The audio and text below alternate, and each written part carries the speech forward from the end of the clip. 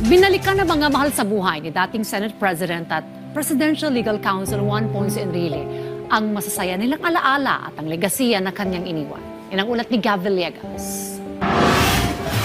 Ilan sa mga naunang nagbigay ng kanyang eulogy sa isinagawang necrological service ay ang aktres at direktor na si Bebet Orteza. Isa sa mga ibinahagi ni Bebet ang dahilan kung bakit lagi umanong nakapaa si Manong Johnny sa kanilang bahay. Tito Johnny, bakit ka nakapaa?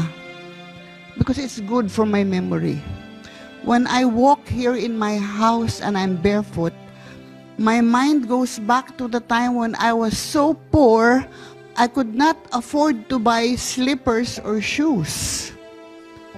So when I'm barefoot like this, I remember so many things. Ibinahagi rin ni Bebet ang kwento sa kanya ni Manong Johnny kung paano niya unang nakilala ang kanyang ama sa unang pagkakataon. Natakot daw siya kasi lahat ng mga tao pumapasok sa isang maliit na kwarto.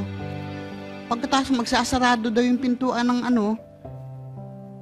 nung kwarto. Tapos pagbukas uli, iba na yung taon lalabas. Sabi ng Tito Johnny sa akin, you know, they did not tell me in Cagayan that there was such a thing as an elevator.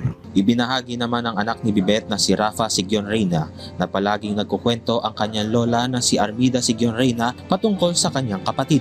Every time she spoke about him, her eyes would light up. She carried such fondness, pride, and deep affection for her brother. That warmth stayed with me all my life. Ikinwento rin niya ang mga sandali na kinausap niya ang kanyang lolo Johnny para kuning ninong sa kasal nito. For me, asking him to be our ninong wasn't just a wedding gesture. It was a bridge, a way to reconnect with a side of my family that I didn't grow up close to, but one that I am deeply proud to belong to. That connection is something I will carry with me for the rest of my life. Ang bunsong kapatid naman ni JPE na si Winnie, ikinwento kung paano niya unang nakilala ang kanyang kuya. I finally met him in high school. In my hometown of Aparri.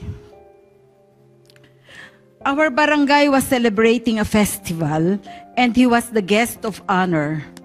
I remember being nervous. Talagang parang natatakot ako sa kanya. Unsure, almost starstruck. Not because he was a public figure, but because this was my brother.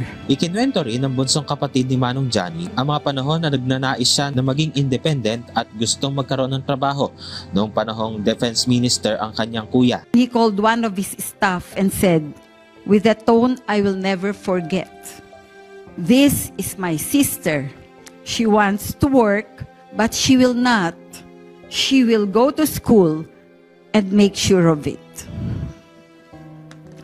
That was the first time I ever heard him say it out loud, "This is my sister."